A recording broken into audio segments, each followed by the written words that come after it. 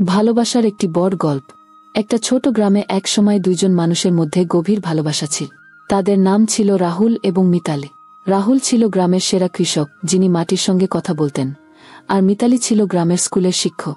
মিতালিকে সবাই খুব সম্মান করত, তার নরম মন এবং শিক্ষার প্রতি ভালোবাসার জন্য। রাহুল এবং মিতালি একে অপরকে ছোটবেলা থেকেই জানত, কিন্তু কখনো একে অপরের প্রতি কোনো বিশেষ অনুভূতি ছিল না। একদিন গ্রামের স্কুলে একটি বড় অনুষ্ঠান ছিল।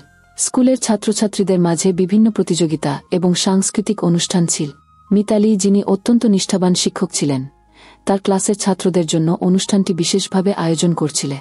সেই অনুষ্ঠানে রাহুলেরও কোনো কাজ ছিল না, তবে তার মনে হয়েছিল সে কিছু একটা সাহায্য করতে পারে। তিনি অনুষ্ঠানস্থলে উপস্থিত হলে মিতালি তার দিকে তাকালে। মিতালি জানতেন রাহুল কোনো দিনই স্কুলের কাজে অংশ নেয় না, কিন্তু আজ কেন যেন তার উপস্থিতি তার হৃদয়ে এক অদ্ভুত অনুভূতি সৃষ্টি করে। অনুষ্ঠান চলাকালীন রাহুল মিতালিকে সাহায্য করতে লাগলেন, এক হাতে পোটলা তুলে অন্য হাতে ছাত্রদের পরামর্শ দিচ্ছিলেন।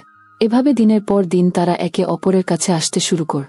মিতালি রাহুলের সৎ পরিশ্রম আর রাহুল মিতালির স্নেহ এবং শিক্ষার প্রতি ভালোবাসা দেখতে পেয়ে একদিন সন্ধ্যায় রাহুল মিতালিকে বলল, তুমি জানো, আমি তোমাকে সবসময় খুব সম্মান করি, কিন্তু আজ আমি বুঝলাম তোমার এই ভালোবাসা আর শিক্ষাই আমার জীবনকে সুন্দর করে তুলেছে।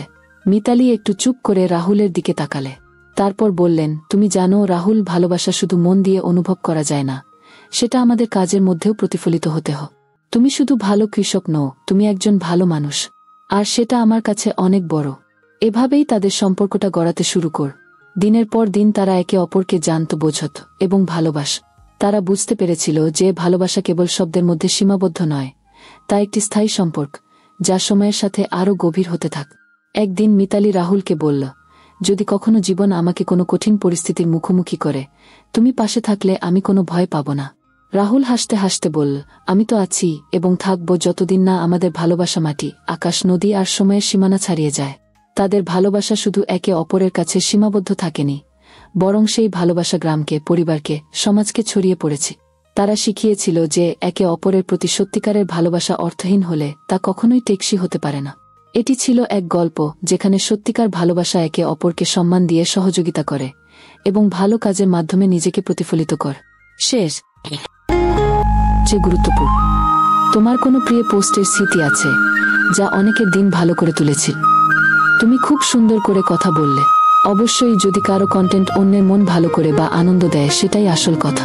কিন্তু তুমি যেহেতু এই ভাইয়ের চ্যানেল বলছ, তুমি কি বিশেষ কোনো ইউটিউব চ্যানেল বা সোশ্যাল মিডিয়া প্রোফাইলের কথা বল?